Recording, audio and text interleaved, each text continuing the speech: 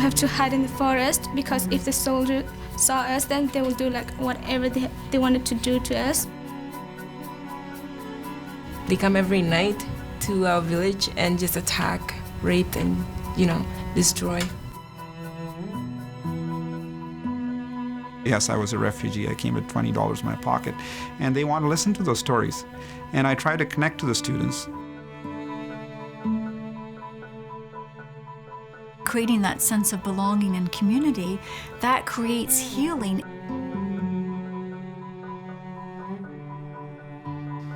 The exercise involved a list of all of our grade 9 and 10 students, and each staff member was given 10 stickers and asked to identify students that they felt they'd made some type of connection with, the day-to-day interaction that they have with them in the classroom. So we kind of framed it as you need to know something about them and their reality if you're going to put a sticker beside their name. I think that sometimes the new Canadians are the students that may not have stickers beside their name because there can be a reluctance on the part of staff to engage them just because of the cultural difference, ethnicity. To some degree that can be intimidating.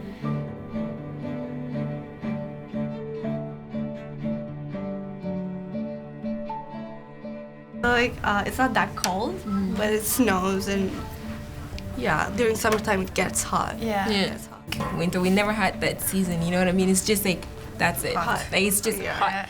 Canada is cold. Canada is freedom. Canada is green. Canada is peaceful. My uncle, when I was really young, they told me the story that he was captured, but then somehow he found his way to Kenya. From Kenya, he came here. But when we got here, sorry.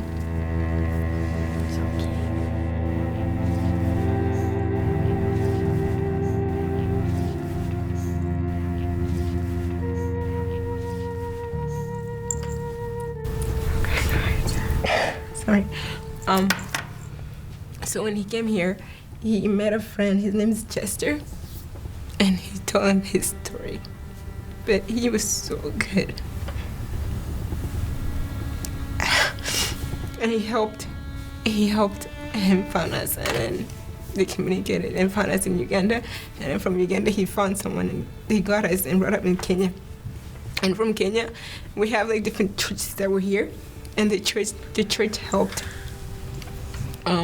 donate money and help us. Actually brought us here. Yeah. So my uncle helped us and brought us here. You always kept hearing shooting, like you non-stop, right? Mm-hmm. So once we stopped hearing that, and we waited to be safe, no? We left the house to see, and you only saw bodies on the ground. I remember I've only seen people I know dead, you know? Mm-hmm. People innocent walking in the streets dead.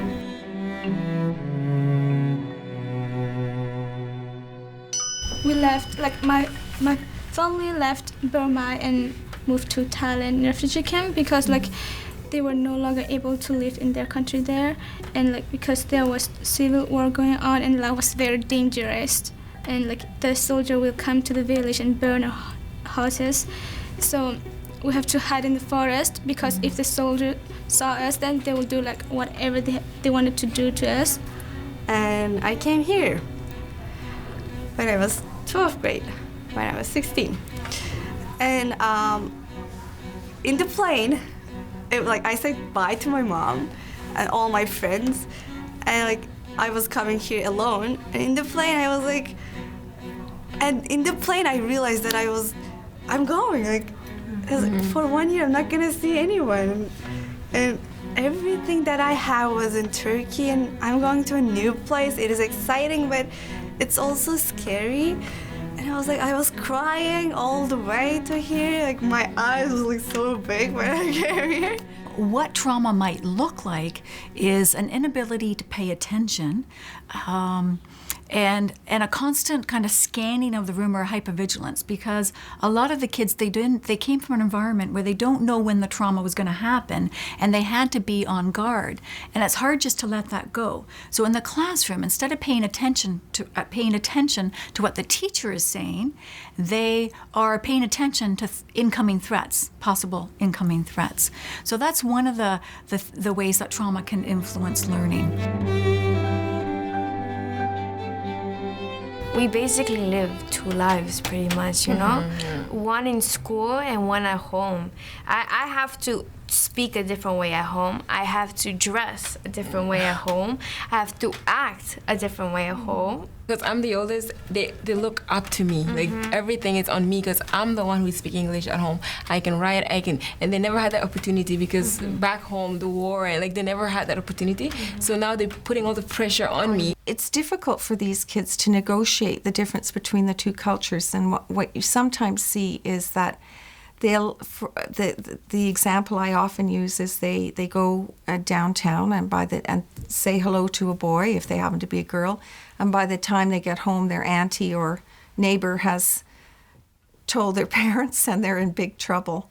You're allowed to have boyfriends, but they have to be like on a leash. Like you can't hold their hand. Like you can have like the little like boy, like you say, you guys are boyfriend and girlfriends, but you can't do anything. Like boys get away with most of the things. Like my brothers, they can date, they can do anything. But like for me, I'm a girl, and in our culture, it's like known as the girl stays home. You come home from school, you cook, you clean.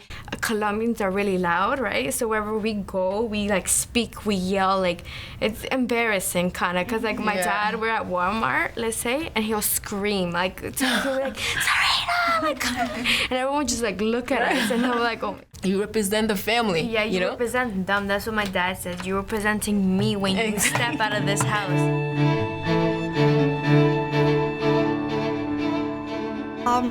First day of school, it was so crowded. I had this biggest headache in my head. I was like, what am I doing? Where's my class? Like, nobody even talked to me. I was like, I am new in here. Like, just show me the way what to do. So the oldest of 8 kids, and like, I feel like everything is on me because I'm like the mother. My mom doesn't speak English. She doesn't like, so I go home, I have to, instead of doing my homework and study, I have to like make sure they're home, make sure they do the homework, and sometimes the teachers, like, because all my siblings are going to different schools, right? So the teachers would go home and I'm the one who have to talk. So it's like really, it's like I feel like I'm a mother going to high school and having to deal with school, and it's just so hard. Sometimes I just feel like giving up. It's not like that we cannot do our work. It's just that we need patience. In class, I would just like sit there and like don't talk because like I'm afraid like if I talk then like my pronunciation and stuff, so people won't understand me. And like I think like some people would think that like, oh, that girl's so weird, she never talk. We had a test, and I couldn't read it. I couldn't do anything on it. Like, I did not understand nothing. And so I didn't write anything. I just sat there, no? And my teacher, she screamed at me that day. I got in so much trouble.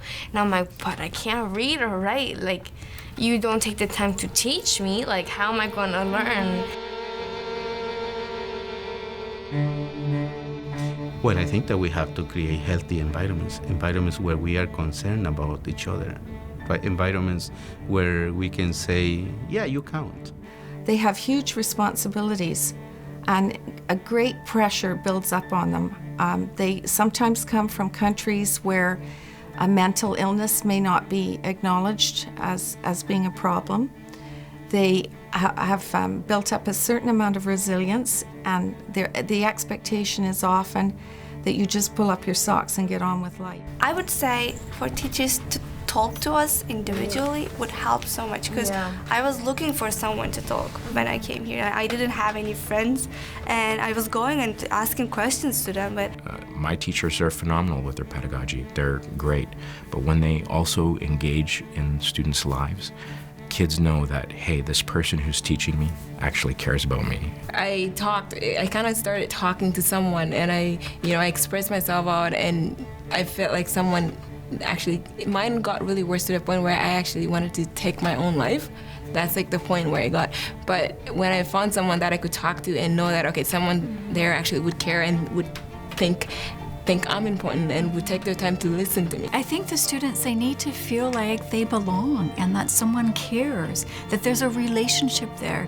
They just need it with one person sometimes to make a difference. I just broke down one day to Miss Kittleson also, and I told her, I was like, no, Miss Kittleson, like, I have this story, like, and I just, like, you know, like, I think that helps you a lot, having someone to speak to. I like them to say, oh, like, how are you doing? And sit and talk us about my culture, how I was in Turkey, and how do I feel now, and about school.